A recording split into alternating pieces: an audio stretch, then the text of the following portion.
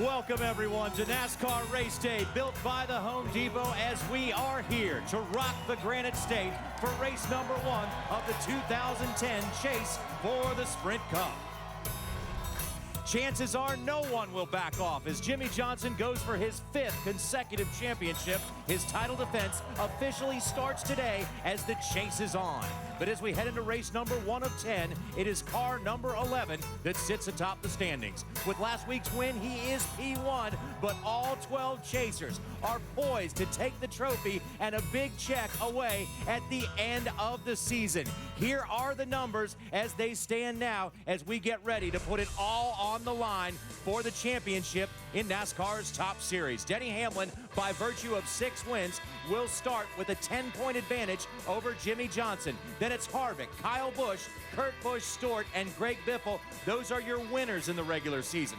Gordon, Edwards, Burton Kenseth, and Boyer all have yet to visit victory lane, but as Jeff Gordon said just a couple of days ago, you cannot win the championship today, but you darn sure can lose it. Want to welcome in our special musical guest, Kyle Petty, and race car driver Kenny Wallace. Guys, you really can sing, man. You're good. How about with that? That was you incredible. are good, man. Incredible. Kyle Petty needs to be a recording artist. That's wrong. That's wrong. But the best part of the whole thing, though, was Matt Kenseth. He gave us one beat, but it was a good beat. Hey, guys, the chase is on. 12 drivers, 10 races, and it's all going to be for one huge check and a lot of bragging rights. But these next 10 races, you know what I'm going to be looking at? The 31 other drivers that want to play spoiler. Look at Brad Keselowski on the pole, not even remotely in the top 12, buried down in the points. Kyle, I think there's going to be some other stories besides these top 12 drivers. There's going to be some other stories, but let's be honest about it. This race, the first race in the Chase, has always been won by a Chase contender. Now, we've got 5 guys in the top 12 who haven't won a race, so they've got to break through. This could be a make-or-break race for those guys. You know, you got Ryan Newman, Juan Pablo Montoya, Jamie McMurray, Ryan Newman. Those 4 have won races, and they're not in the chase. Look for them to make a run at a win these last 10 races. Anything can and will happen when it comes to chase time, and perhaps the most wide open field ever in the top 12 drivers. For more on the championship contenders, let's go to Wendy Venturini. Good morning, Wendy. Good morning, Johnny. Yes, dun, dun, dun. The chase is starting. That means the intensity is definitely increased here in the garage area, especially on this race day morning, the first of our 10 races. Well, coming into Loudon, who's been the favorite? Who's been the fastest? First off, it's been Clint Boyer. A surprise to some people, but not to us, because Clint's usually pretty good at Loudon, and he's been fast this weekend, one of the favorites. He feels very confident about this weekend's race. He was talking this weekend about the chase, and he says, you know what? We're not the favorite to win the chase. We haven't been the favorite all season long, so that's why the pressure's off. He feels really good about the race car. They made some changes, but he starts on the outside of the front row, and who starts third? Well, it's Tony Stewart, a guy that knows how to win championships and a guy that's familiar with this chase, his 6th chase in his career. Finished 2nd here in the spring, but of course in his 23 starts at Loudon, Smoke has finished in the top 5 50% of those times. He knows how to get the job done at this racetrack as well. He was good in qualifying trim, and his race trim, according to crew chief Darian Grubb, is great as well. So they're just finally tuning up this car as the engines are starting to get warmed up and the cars start to go through tech inspection. But Hermie Sadler, there are some guys in this chase that did not qualify so well at Loudon for this first race. Well, you're right, Wendy. And one thing I've always loved about NASCAR Sprint Cup Series racing, all the points contenders are pitted beside each other in the garage. You can keep your eye on your competitor. With 3 guys that are going to be keeping their eyes on each other, kind of deep in the field to start the race today is number 1, Jimmie Johnson, our 4-time defending champion. We always know here at New Hampshire Motor Speedway, track position is very important. He qualified 25th. A little bit of a surprise. But what his competitors do, right beside us, right here, Denny Hamlin, he went out, he qualified 22nd. He'll be starting in the same vicinity as Jimmie Johnson when the green flag falls today. And what the guy that Kevin Harvick, he's been leading the points all year long. He came to Loudon, New Hampshire. Did he take advantage of the subpar qualifying efforts of Jimmie Johnson and Denny Hamlin? No, he qualified 27th. These guys will all have to depend on not only fast race cars, great pit strategy, and great pit stops on pit road to get their cars to the front. It'll be fun to watch these 3 guys try to get to the front today. Johnny? Hermie, thanks a lot. Just like the practice sessions so far this weekend, we have had Chase contenders all over the map, at the top of the chart and also at the bottom, so it's going to be very interesting to see them work their way through the field. We got a big Chase Championship level show for you coming today, so stick with us, everyone, on NASCAR Race Day, built by the Home Depot. When we come back, he's won the first 2 races of the Chase before. Should you stick with this driver? We'll give you reason why when we come back. What better way to kick off the chase than to hear from a few Cup contenders? Jimmy, Smoke, and Denny drop in to talk championship, while Richard, 3 cars in the Chase Childress, stops by the set to chat about RCR's Cup chances. Plus, race day favorite AJ Allmendinger lets us know if he's taking home the trophy today. Race day has your pre-race chatter dialed in, and it's all straight ahead. NASCAR Race Day, built by the Home Depot on speed. NASCAR Race Day is built by the Home Depot. More saving, more doing. That's the power of the Home Depot. Brought to you in part by Cheerios. Check out Cheerios.com/love for heart-healthy tips and a chance to win the ultimate race weekend. And by the AARP Auto and Home Insurance Program from the Hartford. It is perhaps one of the most famous sporting venues in the world, Fenway Park, home of the Boston Red Sox. And when they're not playing here, the sports fans around the area turn their sights to the NASCAR series up here at the Magic Mile of New Hampshire Motor Speedway. And this now has somewhat of a NASCAR twist to it, as a couple of years back, Roush got together with Fenway Group and they formed Roush Fenway Motorsports. And therefore, this is somewhat of a home track for the 4 drivers in that Roush Fenway Racing stable. Welcome back, everyone, to NASCAR Race Day, built by the Home Depot on a beautiful day in the Northeast. And some drivers will start this day off a little better than others. And guys, there's other tracks we can talk about where qualifying really doesn't matter that much. But here on the Magic Mile, it clearly does, because track positions is such a premium. You know, qualifying is everything here at Loudon. Why? Because the track is so tight. To make a pass, it's really hard. You got to go either on the apron or up in the marbles. But Kyle, I think the easiest place to pass is in the pits, pit stops. Pit road is the best place to pass. And qualifying, put a premium on that. You got guys like Jimmy Johnson. You've got guys like Kevin Harvick. Those guys are back. They didn't get great pit selection. You look at Tony Stewart and those guys up front and Clint Boyer, they've got great pit selection. So no matter where they end up during the course of the day, pit stops and being on pit road is going to help them. And we talked about it so much. You know, a championship literally can be lost in the pits. With a bad pit stop, there's so much pressure on these guys. You have to make it a whole weekend effort, starting off with your qualifying effort. You know, I go back to Kurt Busch when he won the championship at Miami Homestead, Florida. It was a nail-biter. I was watching the last 5 laps. I'm like, oh, my God, oh, my God. And here he had to finish right where he was running. If he would have lost the spot, he would have lost the championship. Kyle, we've seen these championships coming down to 2 and 3 points. Yeah, and you see them come down to 2 and 3 points, but just as you said, Johnny, on pit road, these guys, a lug nut falls off. The jackman's a little slow getting around the car.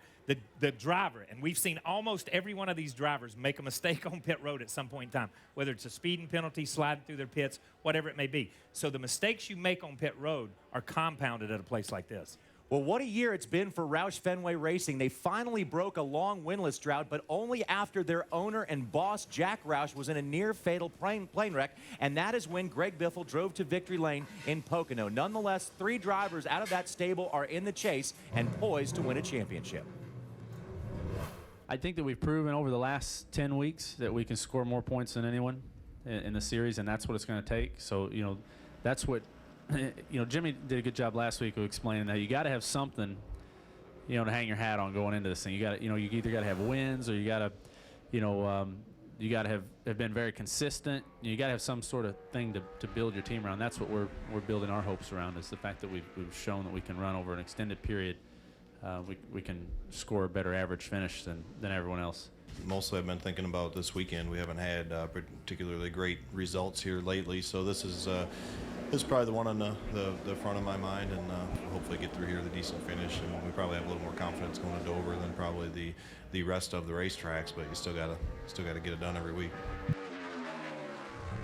And here's what Carl Edwards has to hang his hat on going into the chase. Out of the chase drivers, he's gained more points over the last 10 races than anybody else. So if he can do that over the next 10 races, he'll be champion. But there's 11 other guys that have something to say about that. Well, you know, most of the time, 9 times out of 10, you're not going to see a Roush car perform well here at Loudon. But yet, You know, we watched Greg Biffle win here a year or so ago, so we know they can get it done. But, Kyle, I'm hearing all these stories. The reason Roush is running good now is their front ends. Yeah, supposedly their geometry has changed and the way they go about things. And that's changed a lot, and they've got back in the ballgame. The number here is 3, though. Let's be honest with it. 3. You got 3 Roush teams in this thing. You've got 3 Hendrick teams. I know you're going to cuss me because I throw Tony Stewart into that, but that's their chassis and their engines. And then you've got the 3 Childress crowd. So 9 out of the 12 contenders belong to 3 different teams. And out of those teams, the Roush organization has won the fewest amount of races. And that's going to come into play in these last 10 races. Do you think they can turn it around? Can they do it? Can they start winning now? I think Roush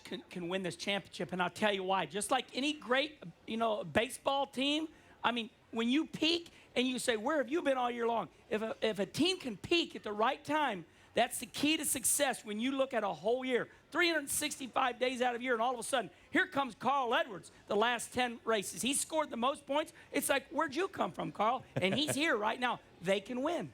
Now, as we mentioned before, one time Greg Biffle started out this chase by winning the first 2 races. Can he do it again? Well, let's go to Wendy Venturini to see if we can get an answer to that question. Wendy? Well, I'm sure Greg Biffle would love an answer to that question, too. Greg, the question was, can we start this chase with you getting a victory like you did in 2008? How do you think your car is going to be for today versus how we've had this weather changing on us? The sun's now shining on us, which has been different all weekend. Yeah, it has. It's been cool and overcast. So, we really don't know how the 3M Ford Fusion is going to react to a little bit sunnier condition. But I was able to run with Clint Boyer for about 4 laps yesterday in happy hour. And it seems like he's got a pretty good car. But I think we're right there. I think we're in the top 5, it looks like, on practice speed. So anything can happen, adjust on the car a little bit during the day and see how this track changes when it gets a lot of rubber on it. And but I think we have an opportunity today. When I interviewed Greg Irwin earlier in the weekend, he said, no, we don't change a thing. That's the typical answer from every crew chief. But how does the driver's mentality change as we start this chase? Well, I think, we're just concentrating on every little issue there is, and just trying to focus on everything and not leave a rock unturned and not make a mistake on pit road, take advantage of everything you can, and just try and be as precise as you can, because there's no margin for error right now. We got 10 weeks and we can't make a mistake. All right, how does this chase feel any differently for you at all, or doesn't it? I mean, every driver approaches each year differently. How does this one feel for you? Well, it's my 4th appearance, and I feel like this is probably coming in. Although we had a bad couple races leading up to this, I feel like we've got the best opportunity right now to win a title as we ever have. All right, there you have it. Greg Biffle confident about today, his 4th chase of his career, and we'll start 14th today, Johnny. And Wendy, if he could win the Sprint Cup Series championship, he will become the first driver to win a championship in all 3 of NASCAR's top series, because he's got the Truck Championship and the Nationwide Championship already, and that would be a very impressive triple crown. When we come back a little later on in the show, we're going to tell you who we think will win the Chase Championship, or at least we'll make a somewhat educated guess if we can do anything educated around here. We'll be back with much more NASCAR Race Day, built by the Home Depot, in a moment. You've gotten the 411 from a few chasers, and we'll hear more from the top 12 throughout the show. Keep it tuned to Race Day to hear how they like their chances today, and if they see a cup in their 2010 forecast. Why go anywhere else for your inside info? Good question. Better keep it tuned to our game, NASCAR Race Day, built by the Home Depot on Speed. Welcome back to Race Day, everyone. There's a good chance that if A.J. Allmendinger didn't drive a race car for a living, he would be a TV personality. And there's equally as good a chance that if R. Rutledge Wood was not a TV star, that he would be a race car driver. But after they went to the rally for the Ford Fiesta up in Dalton, New Hampshire, the two decided to keep their day jobs. So I got a call from A.J. Allmendinger, who said he wanted to talk to me about something. But he sounded a little weird, something about some advice for me. I have no idea what he wants to talk to me about, but it better be good. I'm almost in Canada. What's up, man? Hey, missed you. Where you been? I've been working, man. I've been busy. I haven't been seeing you, so I figured you weren't working. So listen, just because I'm not on race day every week, I'm still doing NASCAR Smarts. I'm on Trackside Live. It's not working out, man. You're just like an extra there. So you think so? This TV thing, it's not working out. Wendy Venturini, she's got it covered. She's a lot hotter than you. She's awesome. It's not working out for you. But better note, I figured it out. Thought Rutledge would rally. You think a total career change? Just career, not as a hobby. Boom, right to rally. Just go get a couple lessons. Great. Listen to what we need to do. Get your career started.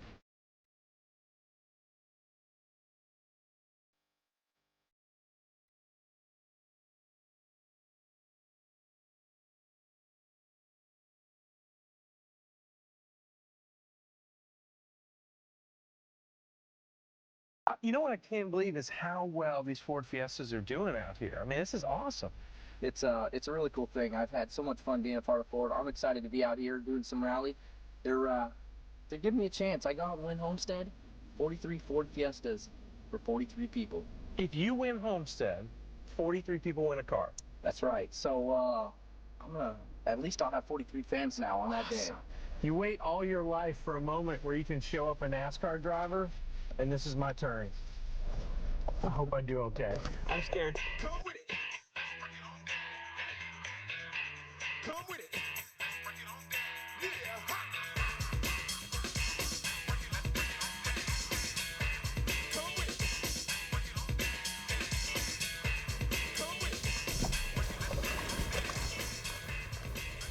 That was awesome.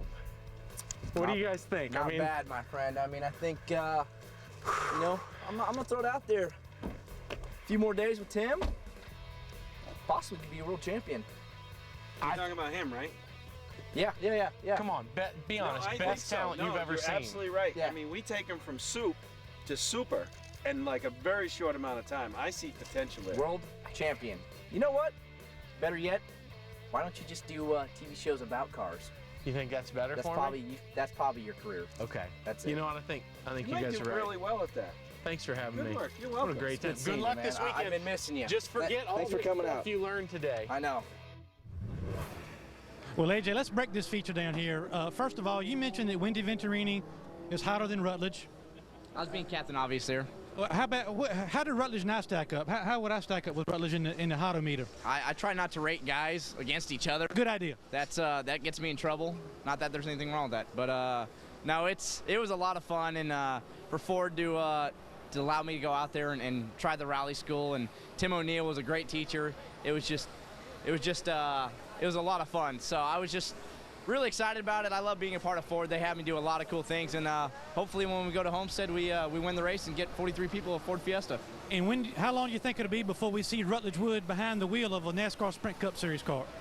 I hope a long time. Hopefully after I'm retired or out of the sport, because I don't want to be on the racetrack with him. So, no, he actually, all kidding aside, he actually did a really good job out there, and he had the Scandinavian flick pretty down, and it was a lot of fun. So my team was heckling me in there. They said from the in-car video, it looked like that's how I drove Richmond up until this past week. So I had to get out of the hauler there because they were making fun of me. Well, let's get serious for a moment for the race today. When you talk about guys that are not in the chase, they got a chance to spoil the party, so to speak. A lot of people pointing to this race team. You guys have been, getting better every week and showing that potential to run up front every week and get that win. And you were 10th here back in June. Yeah, the Insignia Best Buy Ford's really fast. We unloaded off the trailer and was fast, qualifying trim. Everything's went well, and I think starting the last couple of weeks, we made a couple changes to try to make the team stronger internally, and I think it's working. And ultimately, these last 10 races are about just trying to make the team stronger, go into next year with a lot of great notes, and to be able to hit Daytona running. So Loudon's been a good place to us the last few races, and I think we got a chance maybe to spoil the party. And these guys are qualifying up front. They qualified 6th. And, hey, I always knew Rutledge Wood had a big head. Couldn't even get his helmet on, Johnny. You see the size of that compared to AJ's helmet? I mean, Call him Buckethead. Yeah, the head himself or bus head or whatever. Rutledge can drive a car. Rutledge is a good driver. He actually can drive. He can drive, and I'm going to say that I did not know the Scandinavian flick was a car move. I thought it was something else. Let me just go ahead and say that right off. Like a dance? Okay, I didn't know what it was. When they first came up with the chase for the Sprint Cup, a lot of drivers said, hey, what about the rest of us? What about 13 through 43? What are we going to be racing for? And the answer was for wins. You can take the thunder out of the chase by coming out to win. So let's take a look at 13 through 22 and some guys that have visited Victory Lane so far this year, especially Jamie McMurray. And that brings us to the question, what is left for the non-chasers? Well, for me personally, when I'm in this sport, I want my tractor trailer to be far up in the lineup as it can. This sport is judged by where your tractor trailer is lined up in the pits because they line you up by points. And Kyle, what about the guys who are racing for their racing lives right now? Yeah, there's a lot of guys that are racing, obviously, to stay in the industry and to stay in the business. But you look at this. You've got Ryan Newman, Jamie McMurray, Juan, and David Ruderman. These guys have won races. You know what I mean? So what are the rest of the guys racing for? The same reason you come out here every Sunday, to be the best on that day and kick these guys' butts. And there's nothing more gratifying. You ask Jamie McMurray, some of those guys who have won races and not been in the chase, nothing more gratifying than to kick a chaser's butt. It was Talladega last year that Jamie McMurray became the last driver to win that was not in the chase when he pulled off somewhat of an upset win. Now, Joey Logano has won at this racetrack before. It's a hometown track for him, and he knows if he can get back to victory lane here, he could be the man to pull off the big upset. So let's have him take us on a Home Depot hot lap.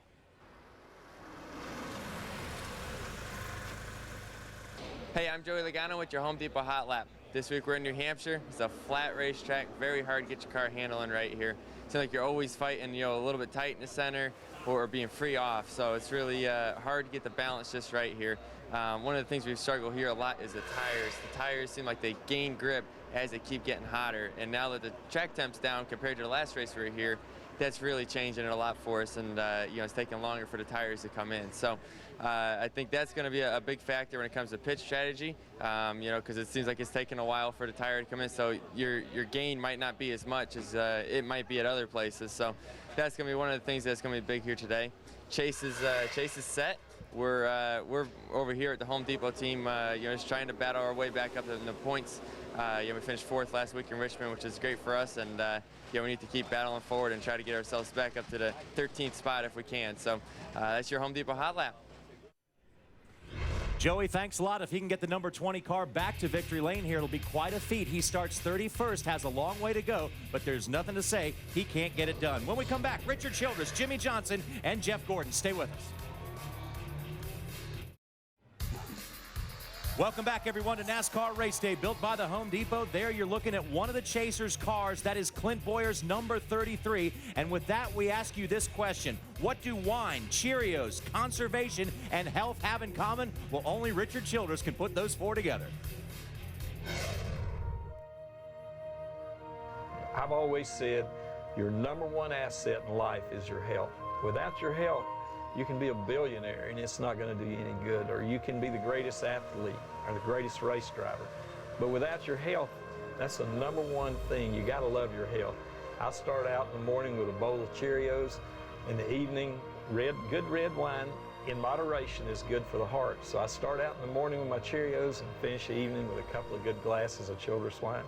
Everything revolves around your health, and I love the outdoors, climbing mountains. Someday I won't be able to climb those mountains, but it's not going to be that I haven't gave my health all the things I could do to make it right. I'm very passionate about the outdoors and the conservation of our land and our animals. I'm involved in several conservation groups, several outdoors groups. And also, my passion in the evening is come down to Childress Vineyards. My daughter runs it. It gives me a great opportunity to spend time with her and just come down here and relax and get with Mark Frislowski, our winemaker, and maybe go and taste some wine out of a barrel or something out of a tank.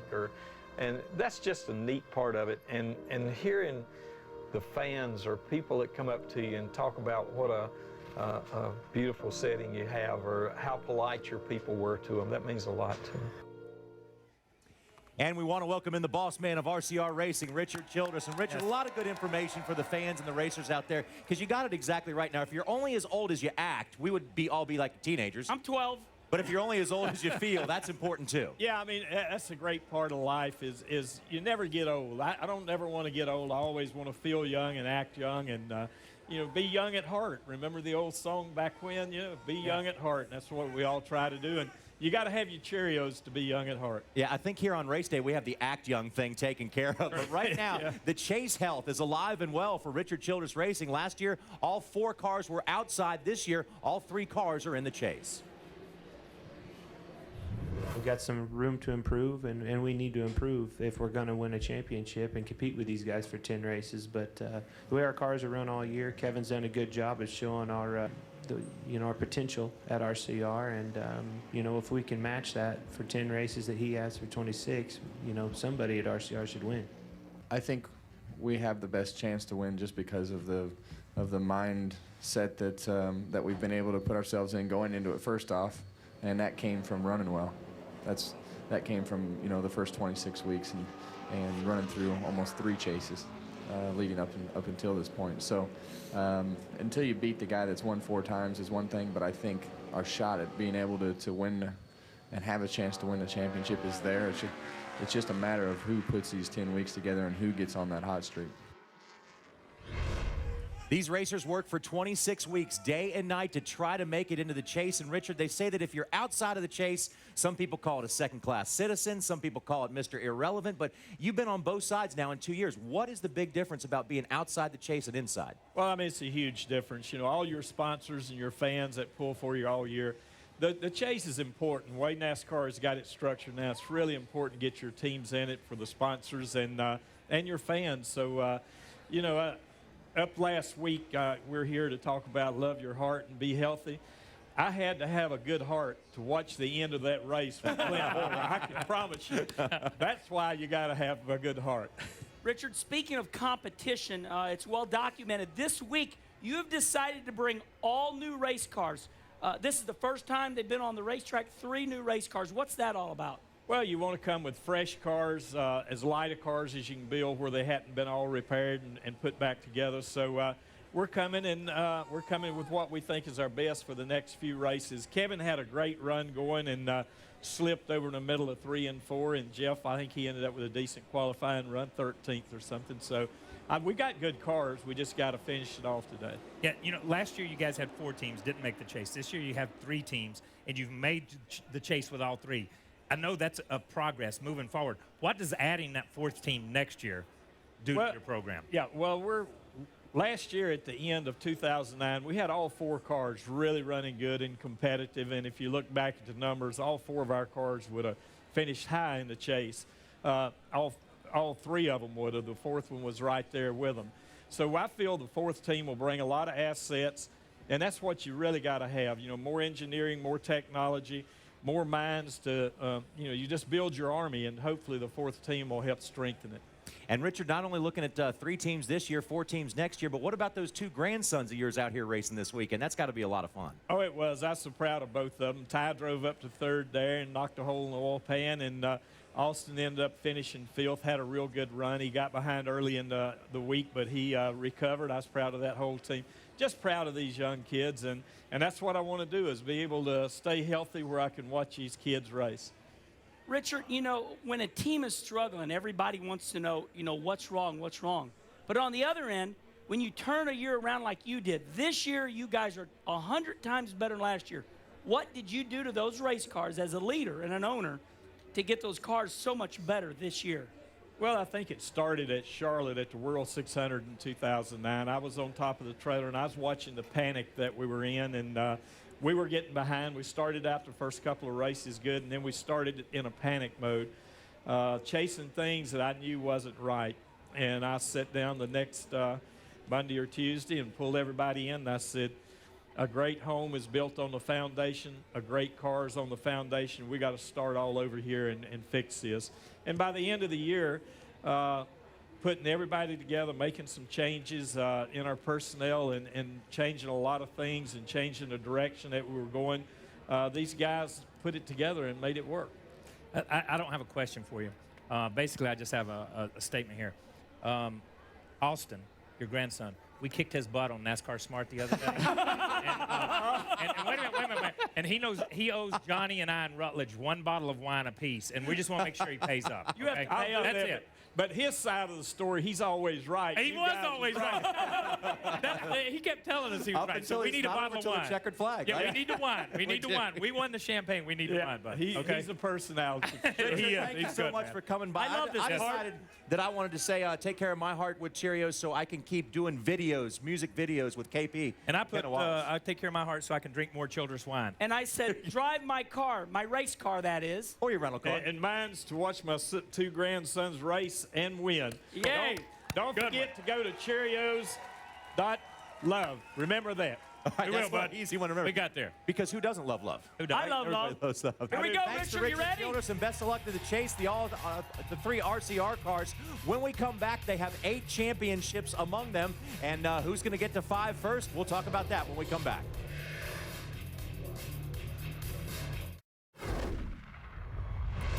Here on NASCAR Race Day, we're getting ready for race number 1 in the chase, and after the checkered flag is waved, be sure to check out NASCAR Victory Lane, fueled by Sunoco, and catch all of the race highlights in raw emotion straight from Victory Lane. Also, go to speed.com, keyword Sunoco, to enter for your chance to win an autographed flag signed by the winner of today's race. And the winner of today's race will no doubt have great track position. Jimmie Johnson, back in 2003, swept both races on this track, so who better to go to for our Sunoco Pit Strategy of the Week than the Chad, crew chief Chad Knaus.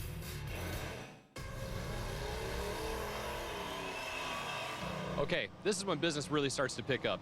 The second race here in Loudon, New Hampshire is a lot different than the first race from a lot of different aspects. One, the chase is beginning and tensions are high and everybody's a little bit more stressed out and trying to get everything and get out of this race. Two, the track conditions are completely different. When you're here in the first race, it's a lot hotter and the track is a lot slicker than what it is this weekend. It's very cool. You can even see my breath if you look real close. It's very chilly, it's very damp in the air, so that means your tire life is going to be a lot different than what we had in the spring.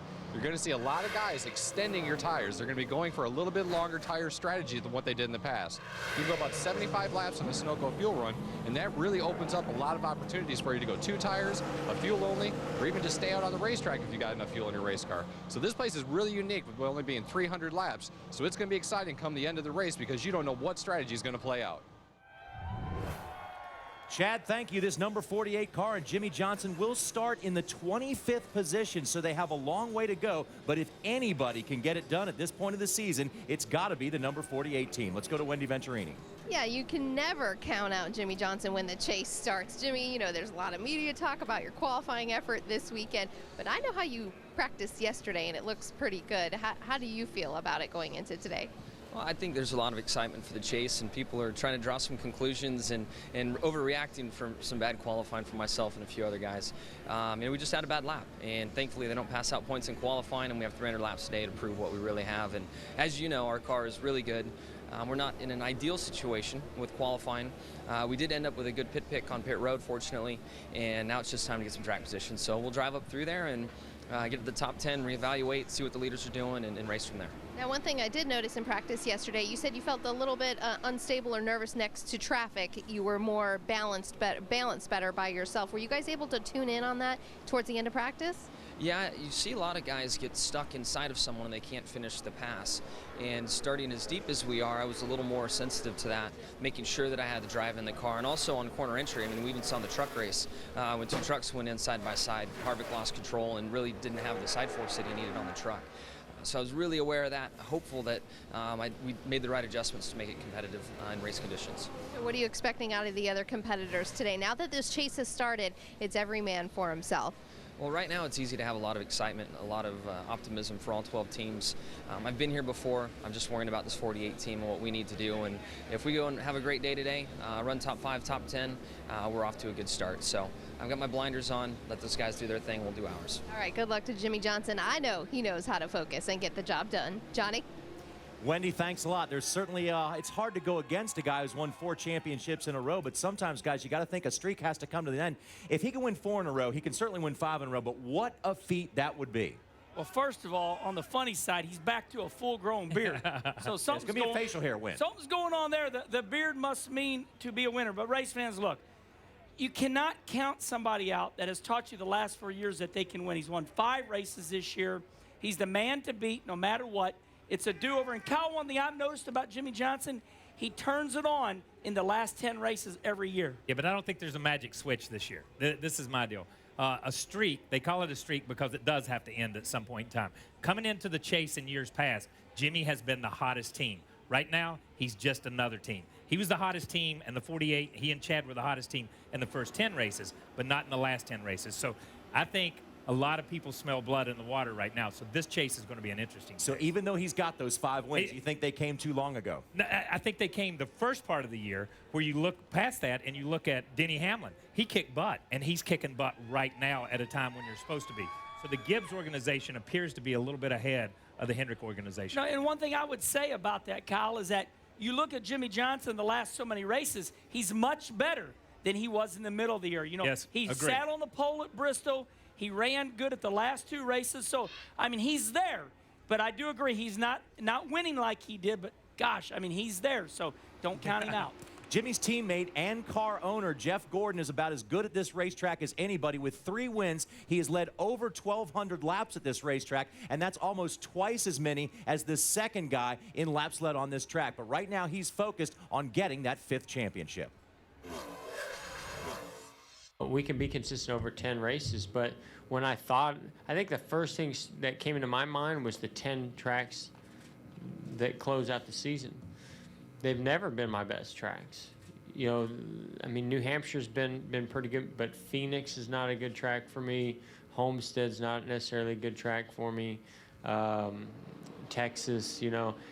And so we've had to work really, really hard at being better at those 10 tracks. You want to go to other tracks and try to run well and try to get the bonus points and win the races, but what you really want is to build your program up so in those final 10 races and at those 10 tracks, you're awesome.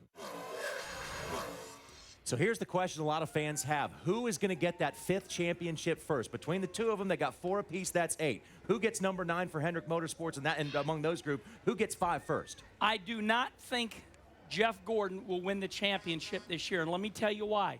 Because when he wins or he's in contention to win, the next week he'll run 15th. Then he'll come back and run 6th, and then he'll look like he's going to win. I just say this has been a very inconsistent year for the 24 car. Yeah. Kenny, he spent a lot of time second in points. He's been consistent. When you look at 10 races, consistency is not where it's at. We have been taught and trained by Jimmy Johnson, Kyle, that you have to win. Yeah, and 2 things. And I think one of them was in that interview right there. That's not Jeff Gordon.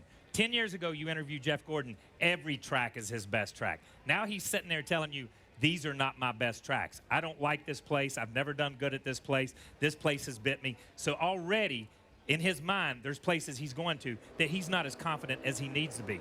Number 2 is, when we look at Jeff, and you look at what he's done, at the beginning of the year, he and Steve Letarte, and I'll keep throwing this up, said, we've got to win races. We're going to focus on winning races. That's what we're going to do. We got to beat Jimmy Johnson. We're going to win races. 26 races into the season, they've not won races. So when you look at that, they've not done what they said they're going to do. So how can you expect them to do it in the last 10 races? And this year, of any other year I've watched racing, I separate the driver and the car. Let me be clear. I don't think Jeff Gordon's car, his car, is capable of winning the championship. It's not strong enough. Well, coming up next, we go from cars to trucks, and we'll take a look at a pretty impressive victory for one truck that was driven by a Cup driver who is looking for a championship himself. Much more on The Chase is on here at Loudon, New Hampshire on NASCAR Race Day.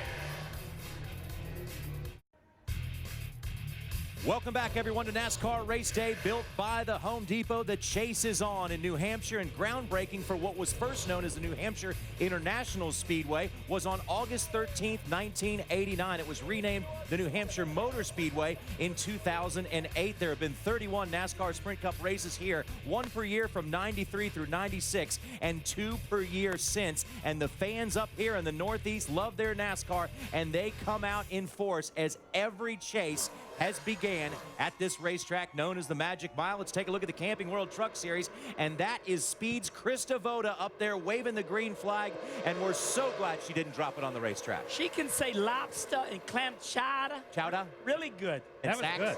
That was really good. But here was good also was the battle going on all day long between the 18 of Kyle Busch and the number 2 of Kevin Harvick. Yeah, that Jegs car looks really good. Or truck. That was nice to see that new paint scheme. But Kyle, they were side by side the whole race. Yeah, but you know, that's the way the truck racing has been this year. When you look at Kyle when he runs, you look at Todd Bodine, you look at Eric Amarola, those guys have put on shows everywhere they've been. Well, it looked like one of those 2 guys was going to run away with it until a late race restart. That's James Buescher in the 31. But probably the worst thing for a Camping World Truck Series driver is to look up and see the 18 truck in your rearview mirror, because watch what happens. Kyle Busch just gets after it. Well, Kyle, he goes for the win. He's 25 years old. He's still crazy. He gets a little loose, you know, slides up into him, Kyle.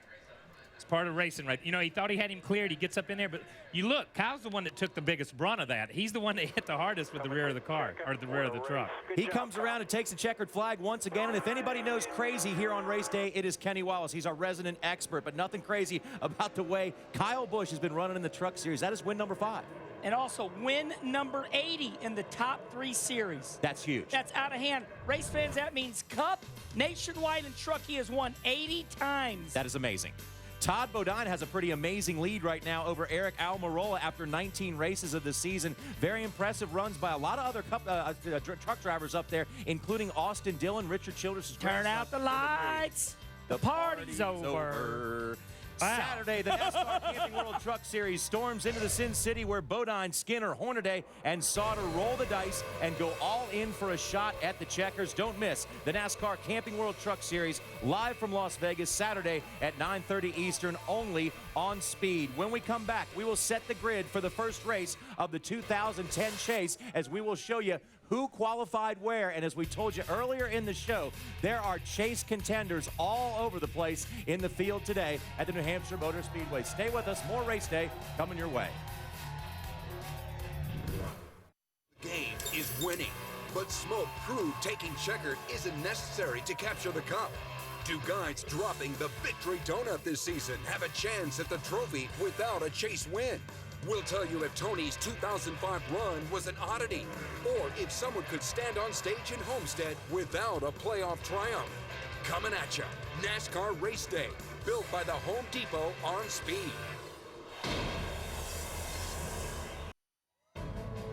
In a special ceremony at the racetrack this morning, driver number 19, Elliott Sadler, and four-star General Doug Frazier, General of the U.S. Southern Command, swore in 23 Air Force cadets. And it's always a good time to thank the American men and women in the armed forces who make sure we have the freedom to come here to the racetrack and enjoy our favorite sport of NASCAR each and every weekend. Congratulations to those young men. Thanks to the General and Elliott Sadler for holding that special ceremony, and good luck to Elliott today on the racetrack.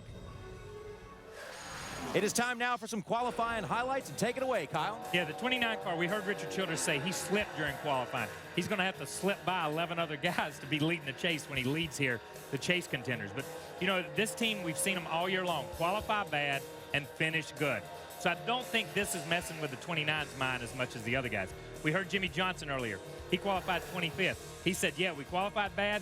They don't award points for qualifying. At least we got a good pit selection. So Chad's kind of covered a little bit for him on that. They've got a decent pit selection, so they'll probably make their way up through the pack fairly quick.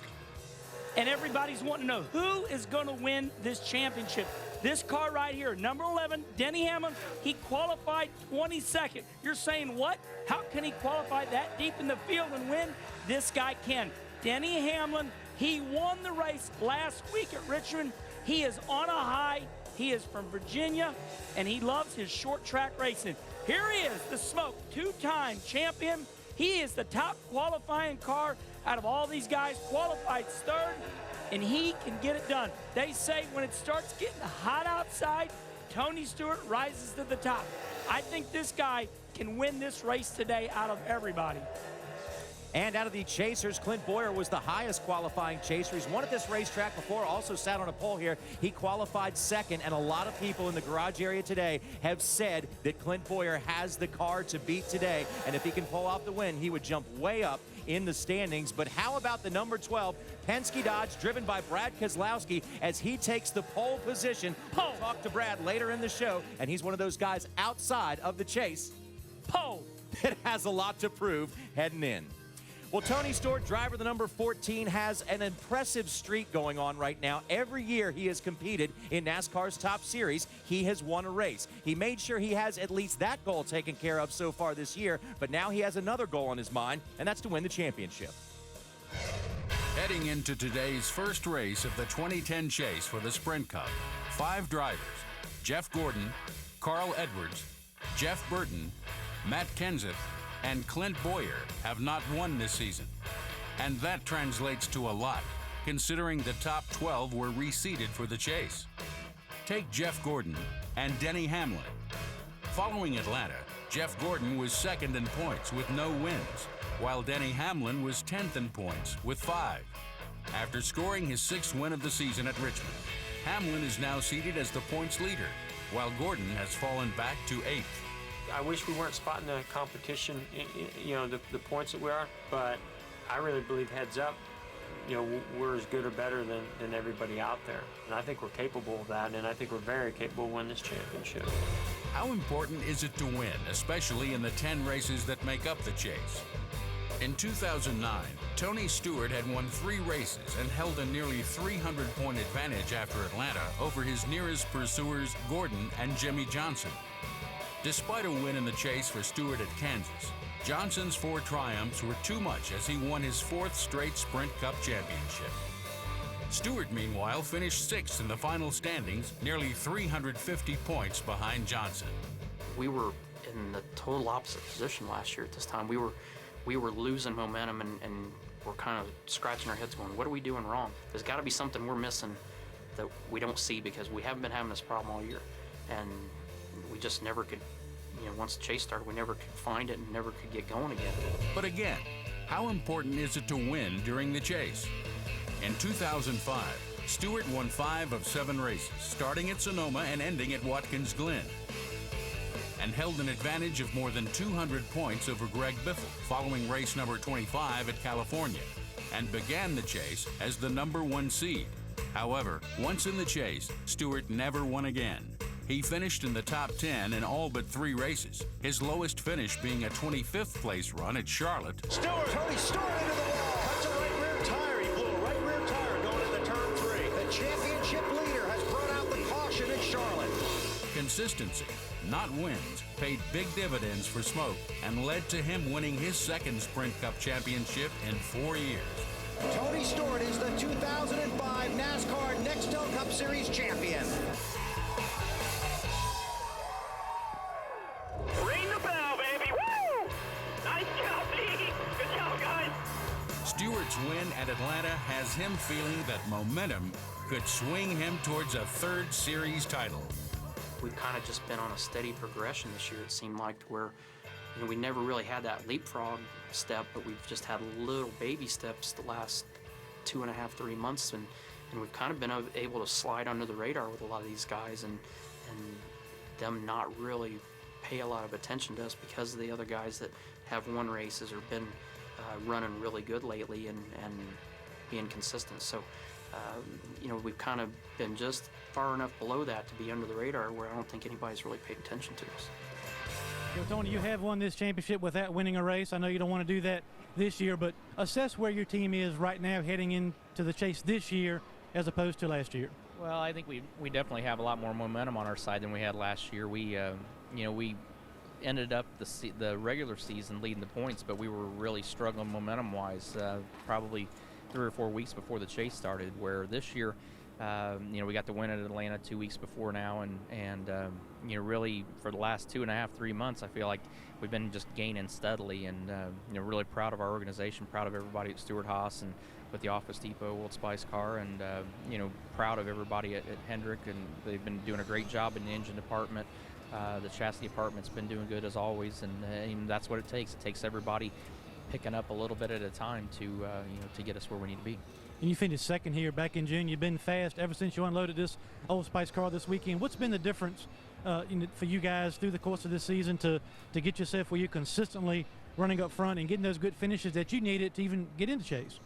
Well, honestly, we didn't understand why we were struggling at the beginning of the year, but I'm really proud of Darian Grubb. I mean, we kind of started thinking outside the box a little bit and trying to figure out what it is feel-wise that I was looking for that we weren't getting. So, he really kind of started tweaking and thinking more that direction. And, I've been driving the same way forever. I just couldn't figure out how to work with the package that we had. So, he's done a really good job of just finding things that there's not been one big chunk. It's just been little things here and there that keep making the feel that I like in the car just that much better. And when you get a feel you like, you get more confidence and you can push harder. Sometimes I feel like media and fans and everybody kind of overanalyzes what the chase is. That never happens. Well, I'm going to overanalyze it a little bit again, too. Easy for me to say. How do you guys look at this thing, though? I mean, to me, every guy in the chase, all 12 guys, you can make a case for them to get on a roll and win it. So how do you look at things, and how do you gauge your competition during the course of this chase? Well, you just got to not take anything for granted. And basically, you go out and especially today, I mean, today being the first day of the chase, you race today just like you would any other race. I mean, you go out there and you do everything you can to win. And if you can't win, you go for second. If you can't get second, you go for third. But you don't take any unnecessary chances. that you had. You know, if you were locked in going into Richmond, then you could take an unnecessary chance and take a chance on winning the race and getting those bonus points. Now you have to be consistent again. You got to be in the top 5 every week. So that's what you got to do. I mean, you just got to go out with the attitude that you're trying to win the race and literally take it 1 week at a time. It's like you say, everybody overanalyzes it, but this is a sport and this is a championship that you literally have to take it 1 week at a time, one race at a time. We'll do what we do today, do the best job we can do, and then Monday we'll analyze what happened and try to figure out how to be good next week for Dover. Well, these guys have got one part of the equation knocked out of the way, qualified 3rd for the race today, and looking to make this championship number 3 for Tony Stewart. Johnny? Hermie, thanks a lot. So the debate rages on. Do you need to win races or do you need to run consistently? Let's take a look at the champions in the chase format and see how many races they have won. Back in 2004, Kurt Busch started his chase off with a win here at Loudon, but didn't win again until he won the championship. Tony Stewart, no wins in 2005, but then you look down the road when Jimmy Johnson was winning his championships. Kenny, he was winning races. Well, when you look at those Jimmy Johnson wins the last 3 years, that tells me they've turned the heat up. Times have changed. You have to win races now. Yeah, and you know, we talk about winning races in the chase. And you talk about consistency, and we talked about it in the meeting. If you can consistently win races in the chase and get that 195 points, you're going to win this thing. Consistency is the key to this chase. It's such a short period. We saw a little piece there where Tony Stewart went into the chase leading last year, finished 6th in points, 350 points out of the championship. 350 points in 10 races. You don't have time to lose them because you don't have time to make them up. You got to be consistent, just as he said, in that top 4 and 5 and get 160 or 70 points a race. If you can do that, you've got a shot at the championship. Because we're talking about the same point system for the Sprint Cup Series that we've had since the 70s. It was designed to reward consistency. Well, here's what I think happened. When this chase for the championship started, everybody's kind of feeling their way around. What are we doing? And now all of a sudden it's like, oh, there's urgency. I agree 100% with Tony Stewart. You race the racetrack and you win positions. The legendary Dick Trickle said, my boy, I won 5th spot. I'm like, you're crazy. You don't win 5th spot. But he taught me that. You win positions. There might be a guy leading the race, but you're battling side by side for 5th spot. Race fans, that could be as much as 150 points. So you win the positions. Yes. And then you go on and win the championship if you're good and fortunate along the way. 10 races, 12 drivers, and it all comes down to one very big paycheck and a lot of honors at the end of the season. Now, there has already been pretty big honor handed out so far. The second third of the season, Team Race Day. Speaking of winning. Yes, has won the Fantasy Racing Cup Edition. Sign up at speedfantasyracing.com and see if you can compete right alongside with us. Look at Trackside back there in third. I'm just trucks, boy. Those truck guys, we better keep it up. You know, we're not going to get. Thank you very much, Mr. Roboto. Here is the new game. We're starting off with the chase, and we're picking Clint Boyer out of our A group, Jamie McMurray out of our B group, and Robbie Gordon out of our C group. He's won here before, and the guy knows how to get it done anytime. He's going to help us out and help us maintain our spot as the man of the mountain when it comes to Fantasy Cup racing. Got to take a quick break here on NASCAR Race Day, built by the Home Depot. When we come back, we will put our money where our collective mouths are, and we will tell you, the fans, who we think is going to win this championship.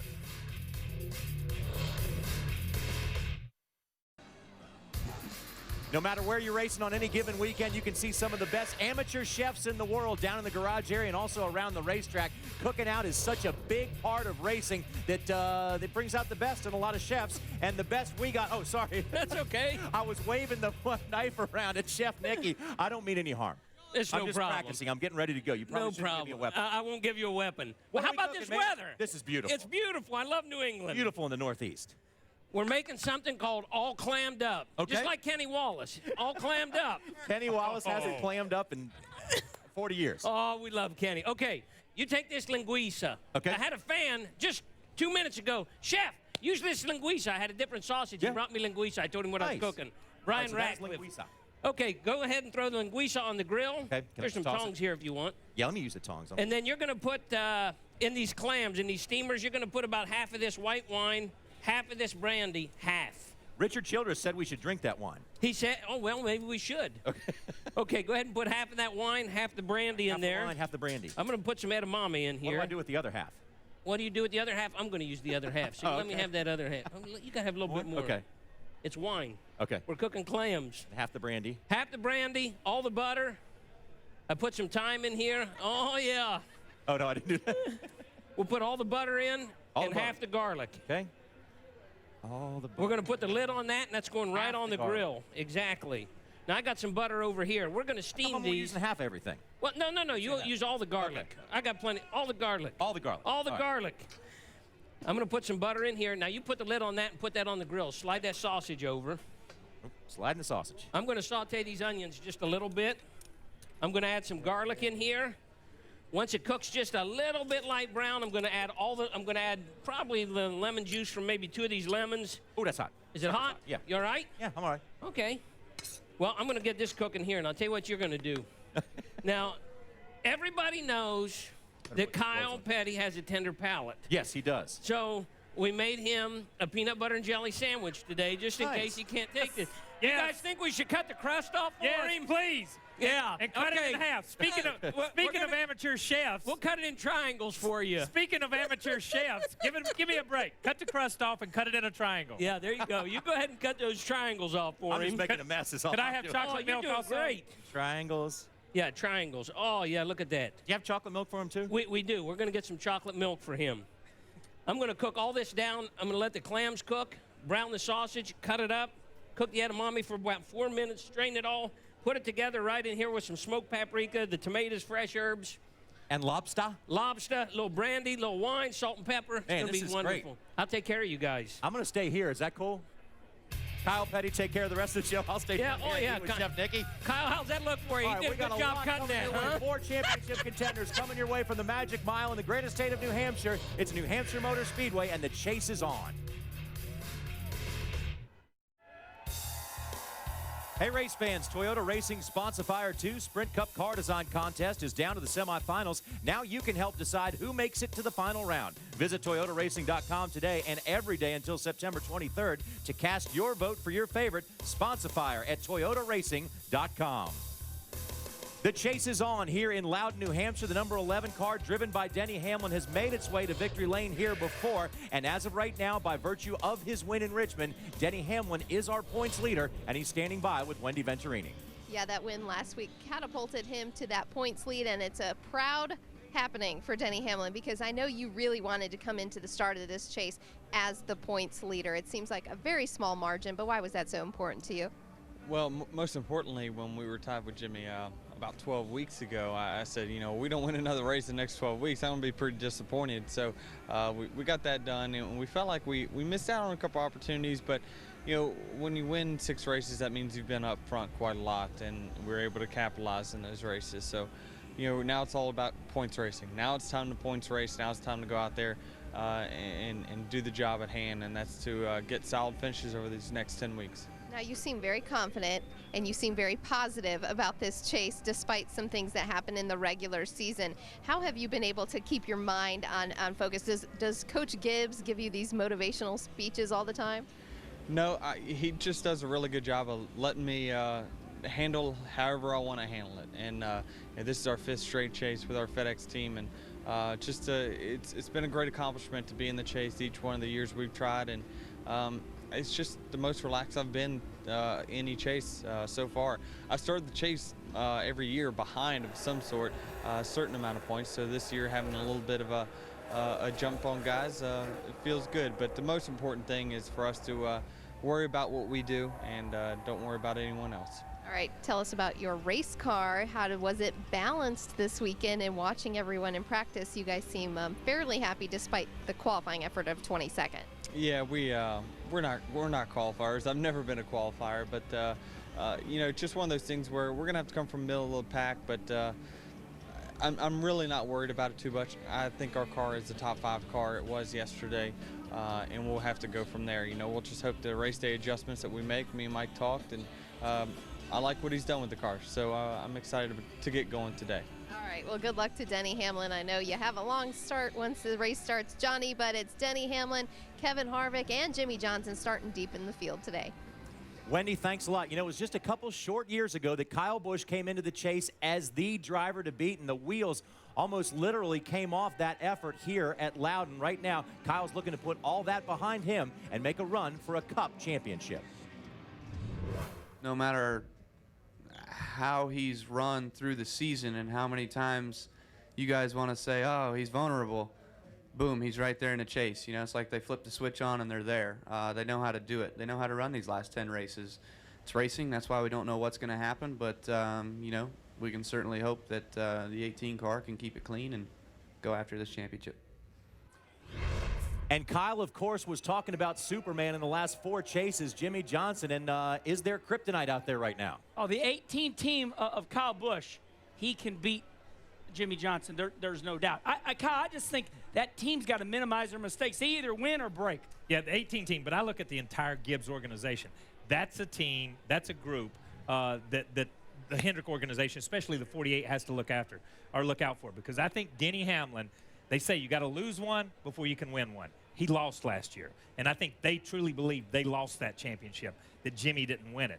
So I think they're looking at it saying, we can come out this year and we can win this championship. He's been in it 5 times, but he only had a shot at winning it last year. I think they can be the team. And there are a lot of people in that organization that were with Tony Stewart when he won the Winston Cup Championship and the Sprint Cup Championship as well. They've won championships under 2 different formats, so they obviously know how to get it done. Everybody says, why does the Joe Gibbs race team run so good? It starts at the top. When you're a 4-time Super Bowl champion leader, Joe Gibbs, he leads this team correctly, knows how to put the people in place. It starts with delegating. Who do I put as the crew chief? Who do I pick as the driver? And more importantly, who sets my chassis up nowadays? Because as Tony Stewart says, it's more about car now today than it ever has been. And the cool thing about that team, when they're back at the shop, they're all wearing Joe Gibbs Racing T-shirts. They're not wearing it's all for one. Once they get to the racetrack, they put their separate sponsors on their shirts. But before that, it's one for all and all for one at Joe Gibbs Racing, and they could well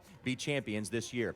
Tomorrow night, you won't want to miss NASCAR Race Hub. Steve Burns delivers the ultimate recap of the first race of the chase and a preview of how Dover will shake up the championship battle. Get a full hour of NASCAR Race Hub tomorrow night at 7 Eastern. We've heard from Kyle Busch. How about the other Busch brother when we come back? The Speed Scream contest returns to Talladega, and this time we want you at home to participate. Update a video of your best scream. Why am I thinking of Kenny Wallace when I read this? Wow, that was For good. your chance to win a frightfully good Talladega prize pack, including suite passes, pit passes, and much more. Speed fans at home, we want you to vote for the finalists, submit videos, vote for your favorite, or for more information, visit speed.com/promos. Well, that's Talladega. That's down the road a ways. Let's talk about Loudon, New Hampshire, and the Magic Mile, and jump up in the car with Tony Stewart and see how you get around this place. Well, Tony Stewart knows how to get around here. Look here, left front. Now, race fans, underneath though that white line right there, that is the old apron. So as he goes down here, I want you to notice his car actually goes the opposite way. It decamers right down here. Look, right there. That's the old apron. Kyle, he's racing on the old apron. Yeah, you know, they changed this racetrack. When we first came here, these guys would go in and drift out and then cut back across the apron. And they came in and changed it and tried to make it a better racetrack, and I think they did. I think they made it a multi-groove racetrack where you can get around somebody on the outside, especially lap cars. Used to, you almost could not get around lap cars on the outside. We heard Jimmy Johnson earlier in his interview say, I worked really hard on getting position on somebody and completing the pass. If this was the old racetrack, it was really hard to complete the pass. But I must say, not a lot of real estate out there. You know, you're exactly right. This is one racetrack where you find a groove in practice and you say, I want to make my race car handle right here. And then it's not until the race somebody hits you in the left rear quarter pan and you're like, okay, I got to run out here. So sometimes we find grooves on the racetrack because somebody puts us out there. You may talk about this at a lot of other tracks during the chase, but here we've seen it over the years. Some chase contenders have gotten caught up in other people's messes on this racetrack and really been taken out of the whole thing. And I always go back to one name and a blast from the past. Jeremy Mayfield. Yep. Makes the chase, comes up here, gets in a crash on what, first 10 or 15 laps of the race, and we never hear from him again. And that chase, or really the rest of his career, the way it's played out. But when you look at it, that's how critical this race is to getting a good leg up. You hear so many guys talk about coming here and having a good finish. I think their biggest fear is having a bad finish. It's not having a great finish. It's just they don't want a bad finish. Well, we asked the question earlier in the show, what can a non-chaser do to get some spotlight away from the chasers? One thing to do is to go out and win the pole, and Hermie Sadler standing by with our pole-winning driver. Well, you're right, Brad Keselowski. He's going to get on TV because he won the pole. Congratulations on your first ever Sprint Cup Series pole. Good time to get that. Yeah, absolutely. You know, it's been up and down here, but this feels great. Really happy for my whole team here on the Penske Dodge Chargers, with AAA being on board this week. Just a great weekend to get some momentum going. First weekend of the chase, and we'll try to steal some headlines. And I think we got this thing figured out. You needed another sponsor to come on your car to get it up front, and next year you won't have that problem. You'll have, sponsor on every week. But good time to get the pole for those guys as well. Yeah, absolutely. A lot of great things going on at Penske Racing, and just really excited to get some momentum going. And we got so much going on for next year as well with Miller Lite, like you just said. And we just want to get running good. We want to have speed every week, and we're shooting really hard for that. Seem to have found a little bit of speed this week, and I'm really excited about how it's going to race. And you guys had a decent finish last weekend at Richmond, top 15 finish. What are your expectations for the day? I mean, obviously you got a fast car, but do you have a fast car for a long run? Well, we have a little bit faster car than what we had last week, that's for sure. I'm not exactly sure where we stand up. It looks like Tony Stewart is the best car. I know everybody's talking about Clint Boyer, but I've watched Tony Stewart, and he looks really, really fast. So I think he'll be one of the guys to beat, and obviously Clint Boyer in the 48 car. And, if we can hang in there top 5, top 10, I think we can have a solid day. Well, these guys are looking to take this pole qualifying run, turn it into a good finish, and maybe even a win this weekend for Brad Keselowski. And he even dressed up for us today, but we're not going to show you what I'm talking about, guys. All right, Hermie, thanks a lot, and congratulations to BK12 on that pole position. 3 of the last 13 races here at this track have been won by Kurt Busch, and one of those wins propelled him into his first Sprint Cup Chase Championship. But as Kurt Busch takes a look at this chase this year, he looks at it in several different facets. You can't focus too closely on one guy and per week. I think you have to look at a group of guys over a few weeks' time. So I look at the chase as being broken up into 3, 6, 9, and then you have the final Homestead race, which, if you're in position at Homestead, that's when everything's crazy. So the first 3 races, I just kind of group them together, and hopefully we finish in front of at least half the chase field the first 3 races, and we find ourselves in good position. But if a guy goes out there and wins these first 3, yeah, then you got to change your game plan, because you got to keep up. You're going to get left behind. Kurt Busch is the only driver out of the top 12 that is really by himself, who really doesn't have a teammate in the field. But does it matter? I think it matters. I think that you have to have teammates to get you here. Okay, you have to have teammates to help you get inside the top 12 for the last 10 races. But Kyle, in my opinion, once you get here, you got to say, look, I don't have any friends. That's right. These guys are not teammates anymore. We're going for the championship. They may have been teammates for the first 26, but not now. And Kurt said something interesting there. If a guy goes out and wins the first 3 races and he has to change his game plan, guess what? He's out of the chase, because that guy that won those first 3 races is implementing his game plan. And if you can implement your game plan and make these 10 races work for you, like Jimmy Johnson has for 4 years, you're the champion. I bet Jeff Gordon would tell you he didn't want any teammates in the chase a couple years ago. Oh, I've heard all types of things. I remember Ryan Newman saying about 5 years ago, I don't like that lucky dog. And then he got like 3 laps down at Pocono, and he got them all back in the lucky dog. He said, I like the lucky dog now. You only like what helps you. And I think a lot of these drivers, especially Jimmy Johnson, really likes this chase format right now. Got to take another quick break, but when we come back, we will get to reap the benefits of what Chef Nikki has been working on down there at the grill. And KP, he's got a special treat for you along the way. NASCAR is nothing if not a numbers game. So we've ditched the abacus for some good old-fashioned crooked numerals. We'll show you how the chase is as simple as 1, 2, 3. And follow the patterns all the way to Homestead. Around the turn, NASCAR Race Day, built by the Home Depot on speed. Jimmy, no one's going to back off because the chase is on, and we're glad to be with you here at the New Hampshire Motor Speedway for NASCAR Race Day, built by the Home Depot, getting ready for race number 1 in the 2010 chase for the Sprint Cup Championship. Little bit of an upset so far, as BK12, Brad Keselowski, was the one who came out and got the pole position away from the chasers, and he'll get a little bit of headlines to start this day, and a good finish could get him even more. Denny Hamlin is your points leader after his 6th win of the season at Richmond. He comes in with a 10-point advantage over Jimmy Johnson. The 12 chase drivers are ready for a battle, and NASCAR Race Day is coming your way live from New Hampshire. Let's take a look at the points on the reset. From Greg Biffle back are the drivers who have not won. Of course, the Biff got the win in Pocono. Jeff Gordon, Carl Edwards, Jeff Burton, Matt Kenseth, and Clint Boyer are all still winless. It's a game of numbers in NASCAR, so let's look at the chase by the numbers. Be ready to go here for about 500 laps. 2:05. 32:28. About 4 laps, man. Pitting in about 4. 37's on tire 6 back. 5 to go. 02, 85 in front. 03 out back. Are we in 3rd and 4th? Just got to win this race 3 times, maybe even 4 times. 10-4, man. 10-4. 88's on right. 42 is on 3 lappers. Give me one good lap. We'll be spraying some champagne. There you go, buddy. Bring her home, pal. NASCAR's all about the numbers.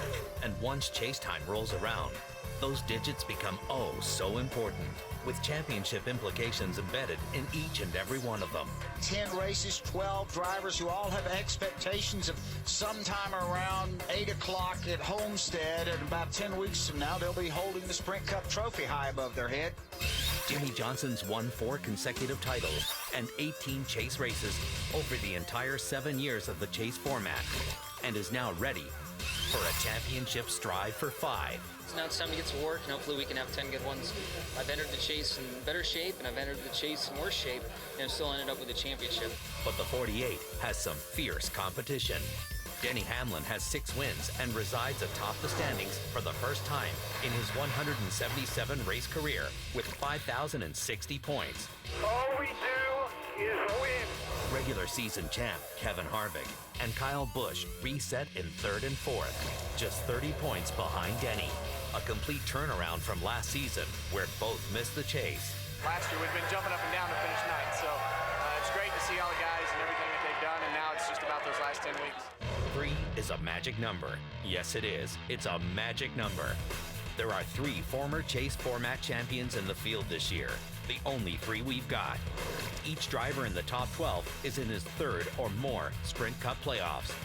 And in the last 3 years, since expanding the field from 10 to 12, only 1 driver outside the chase per year has won one of the last 10 races.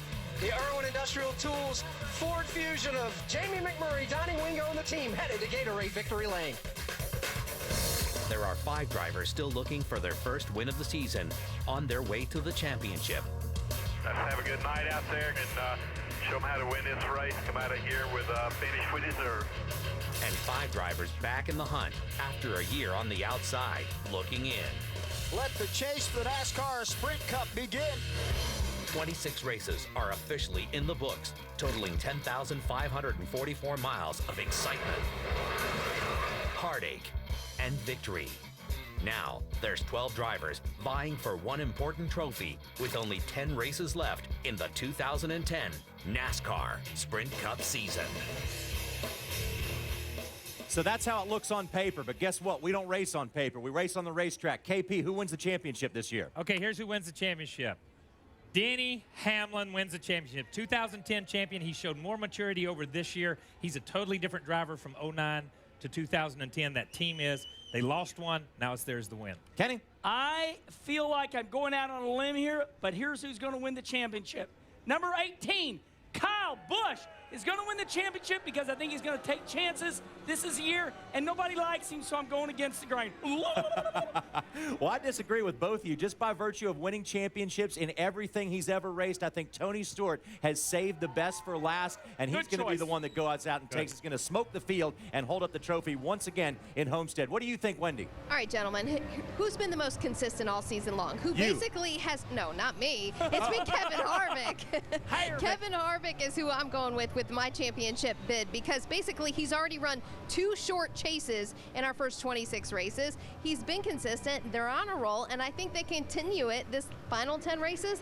They will have a championship at the end of 2010. Hermie Sadler, what do you think, my friend? Well, I think 48, Jimmie Johnson, get right to it. I mean, he's won 4 in a row. He has proven that in this 10-race chase format that he knows how to get it done. And the second thing he's got going for him is everybody else has got to be wondering what kind of start Jimmie Johnson's going to get off to in this chase. So until somebody beats him, he's the guy, Johnny. Hermie, thanks a lot. One thing we can guarantee you, if one of us are right, the video will come back. If none of us are right, the video will go away. It never happened.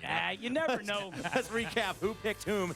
Kenny Wallace has the 18. I got the 14. Kyle has the 11 of Denny Hamlin. Wendy has Kevin Harvick. And Hermie has a 5-time champion in Jimmie Johnson. He's got 4 now. we all agree. We don't agree on we anything. agree. It's never happened. But now we're going to do a little bit more predicting for you. When we come back, we're going to have our Sunoco performance picks. And I wish this was not just television, but also smell-o-vision, because Ray Chef Nikki has made some stuff down there that smells really good. That peanut butter smells good, man. Goody, goody. Next week, the boys head to one of NASCAR's toughest tracks, site of last year's best chase wreck. Can Kyle make it 2 in a row at the Monster Mile and climb up the standings? Or will Jimmy defend his fall title? Live from Dover at 10 a.m., NASCAR Race Day, built by the Home Depot on speed. Well, it is one huge part of going to the racetrack. That's cooking. The guys that cook on the grills around the transporters are some of the best grillers in the business, but we thought we would have our own race day chef, which is a big privilege for us. We got the racing chef, Nikki. What's going on down there, Nikki? Hey, we're getting there, man. Oh, we're on our way up. All right. I'm going to eat got that. Robin and Heather, too. And I'll bring this just in case. Look at this. Hey, I'm going to eat this food right here. Yeah, right here. I mean, I'm not going to act like absolutely it. spoiled here. Thank you, Miss Heather. Oh, thank where's mine, Heather? Thank you, Robin. Where's mine? Where's mine? Oh, looky here. I love it. Just in case, just in case. What? I got to eat this? Well, you know, we'll see. We'll see. I don't want to get personal, but thanks for being the first guy on the show in a high chair. Oh. I need a napkin. I'm so sorry. I like now, what are we looking I at to give here, you this, but look at this. Yeah, I know. It kind of melted. The peanut butter melted. I This chopped it looks all really up. good, I'm though. sorry. I don't know if you saw yesterday, Rutledge ruined my whole kitchen. What do you do? Ruined the whole. He came in. He had stuff everywhere. Just trash the place. Just trash the place. I like your kitchen. It's portable. I see it every week. Yeah, well, So we Rutledge couldn't is bring coming it here. back, though, isn't he? Rutledge is coming back, and it's going to be great. We got something planned that's just outstanding. Oh, this is good. Hey, Now, Nick, thank you. Hey, What do Nick, we end really up with good. here? Can the fans come to the racetrack and see where your kitchen's at, or is that off limits? Well, you know, we're going to have our. It's hard. A lot of times we shoot in a TV compound. Secret kitchen. It's a secret kitchen. What are these things called? Those are edamame, but you They don't look eat like the, green beans with hair. No, you don't eat the pod. sausage You is don't very eat spicy. the pod. Oh, you don't eat the No, pod. you don't eat the pod. You don't eat the pod. John, Not supposed to do that. we got to counsel Hey, this guy. how We need can counsel. the fans get a hold of the recipes? Well, you know, I know there's about 20 ingredients in that. So if they go to theracingchef.com, we'll post it this week. They can get we put all the recipes up there. Who's on the show next week? What Don't eat driver? the pod. What driver's on the show next week, you know? Next week. Never don't mind. know. Let's go to break. How about that? Tune in and find out, right? Thank you very Tune much. in and find Thank you, out. Nikki. This is really good. All right. Are you on the show next week? I don't know. This is really Thanks good. to the Racing Thank Chef you. Nikki. This is good chow right here. And go to the website Very to good. check out racingchef.com to check out the recipes, and you can make them yourself. We'll be back to NASCAR Race Day with our performance picks. NASCAR Race Day is built by the Home Depot. More saving, more doing. That's the power of the Home Depot. Brought to you in part by Cheerios. Check out Cheerios.com/love for heart-healthy tips and a chance to win the ultimate race weekend. And by the General Automobile Insurance Services. For the best car insurance rates in town, call 1-800-GENERAL now.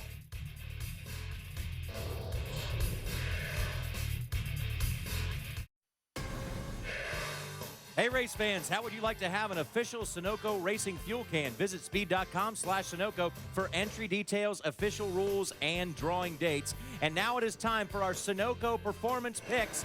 And guess what? We have reset as well. And by virtue of 2 wins apiece, we have 2 different contestants atop of the leaderboard. It's Kenny and JR. Kyle Petty, he let us have it at the end. Kyle, why'd you give up at the end? I didn't give up, man. You picked Dale Jr. at Richmond. And why? Oh, that's giving up? Oh, okay, let's move on quick. I seen Junior. I Kenny seen gets his to go attitude. first because of his more second-place finishes. Yeah.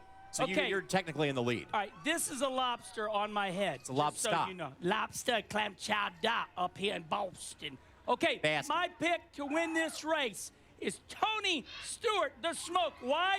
Because he's the fastest car out there right now. JR, I believe you're way across the table. You're 5 feet from me. Is that why you're talking so loud? Okay. I believe that it's going to be a repeat performance of a couple of years ago when Clint Boyer, everybody said, oh, he doesn't belong in the chase. He weaseled his way in. And what he did was he came up here, sat on the pole, and won the race. This time around, he belongs in the chase just as much as he did last time because he earned his way in there, and he will win the first race of the chase. To Kyle Petty. Okay. All the way here. All the way. Leading going into the chase, leading coming out of the chase, leading at the end of the chase. Denny Hamlin. Ooh. End of the conversation. Really? End of the conversation. Wow, you're out of Come hand. on. Yes. He's out of hand. Serious, Wendy. Are you ready for this kind of competition? Confidence. Kyle, if we're tied, why isn't it ladies first? Should Especially be, a should be. pregnant woman. Come Yes, on. I don't know. I'm so sorry, Just Wendy. I am teasing. sorry. Sexy, You have though. more second and third place finishes. But the story goes today, we reset, and I'm going with Jimmy Johnson. How can you count out Jimmy Johnson when we come to Loudon and we start the chase? And by the way, this is 38 special that you hear behind me. Hermie, who are you going with today? Well, you know, you guys may not have noticed, but I had somewhat of a subpar performance in the regular season of this chase. Really? Yeah, I thank didn't you very much. recognize that. So here's what I'm doing. In this chase, these 10 races, I'm going on a crusade for the non-chasers, for the second-class citizens. I will be choosing a non-chase driver every week. And so therefore, if you're a sponsor, driver, owner, fan, I do accept cash, I do accept credit cards, I do accept gifts of any kind. So therefore, what a good gift to get this weekend than a gift from Casey Kane. The Budweiser Ford, I'm taking Casey Kane. He dominated here in June. I think he'll pick right up where he left off and get to victory lane today. So come on, second-class citizens, let's get on board, JR. In other words, Hermie Sadler can be bought.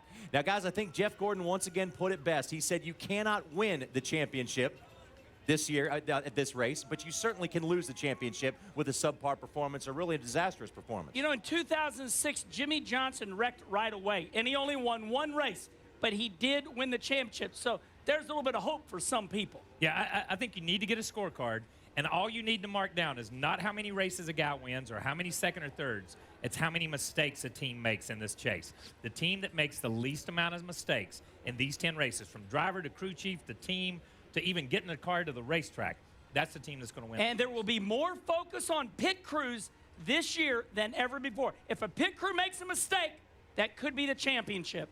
And there's only like 70 cameras out there watching every move Yeah. he makes, so Yes, they're going to get exactly. it. Welcome to the big time, guys. Let's go to Wendy Venturini. How can you take Kenny Wallace serious with a lobster on his head? But here's what's serious about pit road. Look, you can tell the chase is starting. A non-chase pit box, a non-chase pit box. We get to Tony Stewart's pit box. Check out the fence. They have just about every part and piece lined up, ready to go for the start of this chase. If anything were to happen today with any of these chase contenders, like Tony Stewart, they have every spare part ready to go on the race car. And that's what determines sometimes a championship. Hermie?